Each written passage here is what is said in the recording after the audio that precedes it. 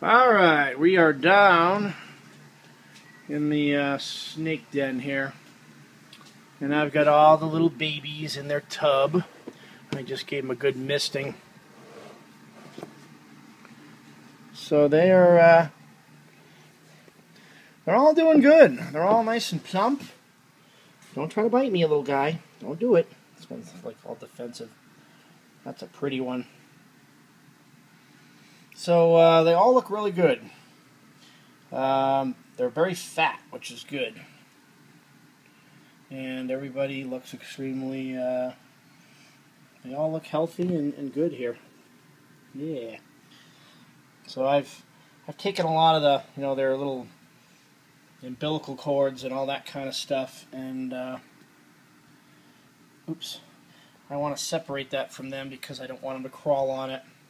I don't want, it can get stuck and then they can like rip their stomachs open. So everybody pretty much ingested all of their egg mass, which is nice. I'm guessing a smaller litter means bigger babies, but maybe not. But Farrah, yeah, she's 10 years old, and I've kind of pushed her. She had a litter in 2006, a litter in 2007, 2008, 2009, and 2010. And then in 2011, she had 2 babies and then a bunch of slugs, so that was on the male. But she's had quite a few litters, and she's definitely going to retire after this one. She's going to spend the rest of her days just enjoying juicy rats and handling sessions, and she has been pretty much barefoot and pregnant from the breeding season that starts around Halloween right up until May. She's either breeding or developing babies, and then from there she has to put her weight back on for breeding season again.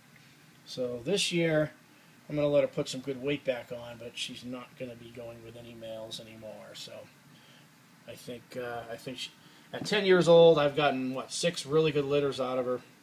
That's pretty darn good. And she's always extremely healthy, and that's why every year I think about giving her a year off, and I never do because she looks so good.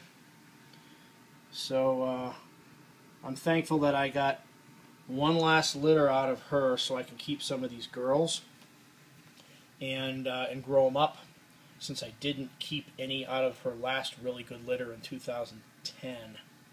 I had a nice pair and I sold them off, so I'm going to keep a few of the girls, and I might keep a boy as like Lorenzo Jr. But I'm really liking this one over in the corner. I like reduced pattern, and these guys will really color up nice. So good job, Mommy Farrah. Good job. And we'll get these guys back in there on their heat and everything, so they can just relax. I really don't think they can climb out of here, but just to be safe, I'm going to actually put some paper underneath the feet here just to make sure. I don't think they can fit out of here. I mean, they're small, but they're not that small. Alright, and then when I separate them, I'll sex them and separate them and number them, and then they'll go in the big Centec rack that I thought was going to be full with babies this year, but instead I'm going to have 11. But hey, you know what? I'm happy. Just happy to see healthy babies, and I'm happy to see a healthy, happy mom. Because it definitely takes its toll on these animals, and I'm glad that she came through it okay. And I'm going to give her a small rat later today. Get her stomach kind of stretched back out again as I get her back on food. And then this fall she's just going to sit back and watch the other girls have fun, and she can just enjoy her elder years. So thanks, Farrah. Thanks, Lorenzo. Let's take a look at Lorenzo. He had a rat last night. That's the dad. That's Lorenzo, my super salmon male. Good job, Lorenzo. You have nice babies again. And you are out of water. Let's put some water in there for you. So yeah, he did a good job.